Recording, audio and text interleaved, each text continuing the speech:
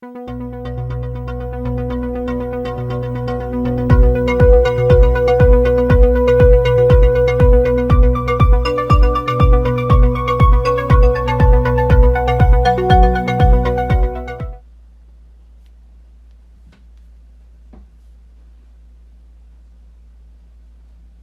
everyone out there in YouTube land. This is Wayne, coming to you from Wayne's Model World here in Central Florida. Today we're going to do a little video, something a little different.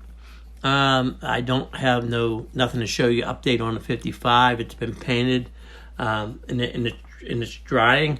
Probably the next day or so here we will have an update on it. So, but right now, what I'm going to do something on an older model that I built a few years back. I've only been doing this modeling for a short time compared to some people out there. I retired from the body business in 2014, and that's when I took up modeling. I really enjoy it. I was in a little bit of a slump there, but we're kind of getting back into the role of it. I spent the last couple of days at the bench working on the 55. Well, yesterday I was sitting there waiting for something to dry, and I was looking around at my models that I have on display. They're not a lot. I don't have a lot. I probably have 75 or so. But I was just looking at some of them saying, that's... some of the earlier ones, especially some of the early ones, before I got into airbrushing and things like that, some of them just didn't appeal to me anymore. Some of them I didn't like the color. Like one I picked out, it was a 50 Mercury station wagon. I painted it green. I don't know why, but I did. And the wood grain just didn't look quite right. And so I pulled it off the shelf, proceeded to take it all apart, put the parts in a box, and of course it's in the purple pond. So I just kept looking around. I said, well, maybe there's some more I can do or rejuvenate or do something to, which I have in the past. I have pulled some off and redid them, mainly because maybe I didn't like the color I put on to start with and things like that, but it's very few. So I was looking through and I'm looking around, and I come across my 40 Fords, which if you follow me, the 40 Ford is one of my favorite models to build. I've built a few of them. I got a few of them on display. I have one that was one of my original, the first 40 Ford I built, and I pulled it off the shelf and I was looking at it and I said, it's looking a little tired. The paint's got, a couple check marks in it. Let me put it up here before I go too far so we know what we're looking at. This is it here.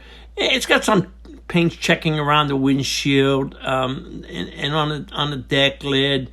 So I proceeded to clean it up and look at it, and and I'm thinking to myself, I really love this car. I liked it from the day I built it. If I had a dream car that someone could drop in my driveway tomorrow, it would be this, a black 40 Ford. If anybody out there has one that they want to drive up and put in my driveway, feel free. But anyway, and then I got thinking, why do I want to tear this apart and redo it? It's like a one-to-one. They're only original one time, and this is an original build. Even if I took it apart and probably try to duplicate it, I probably couldn't. I would probably get something wrong putting it back together or break something. Or you just don't know. So I decided that I'm going to leave it alone. I'm going to keep it. It's an original. It may be not up to my standards of what I do today. I do a little bit more on the engines. I do a little bit more engine wiring, and I wire the engine bays, and I put fuel lines. This is basic. There's nothing. It's a motor stuck in there with two carburetors on it. Away it come. Nothing. No wiring. No fuel lines. Nothing. It's just basic. Even the interior is just basic. There's no gauges. There's hardly anything on the dash. As you can tell around here, around the windshield, see the paint starting to craze and crack a little bit. Same thing back here on the deck lid. But you know what? All in all, it's a goodie. It's an oldie but a goodie. And I encourage some of you people out there to maybe do a video on one of your old favorites, or something you thought, maybe I should redo it, and then you decide you don't want to redo it because I don't know, it should be redone, but I'm not going to redo it. I think I'm just going to put it back on the shelf where it was and just keep it the way it is, keep the memory of building it. I didn't even put door handles on this one because back in them days, when I first started, I had more trouble. I ruined more paint trying to put door handles on. Something simple, but that was the learning curve. This hobby is a learning curve. I'm learning like I said, I've only built 70-some models, but every day I learn. I watch other people's videos. I learn from other people. It's just a great hobby. And this is why. This is something you create. And like I said, I could never recreate this vehicle and make it the way it is. So this, what I'm going to do is just display it front and center, like I've always done. Of course, I'm not going to let it get as dirty as it was. It was pretty cruddy. I kind of neglected it. I kind of just kept pushing it aside. But I did polish it up. Did clean it up. She looks good. The underneath is just basic, nothing. Nowadays, we start to run fuel lines and brake lines, and I probably built this in 2 days, maybe 3 at the most. It looks like it was rattle can painted with rattle can, which I don't even do anymore.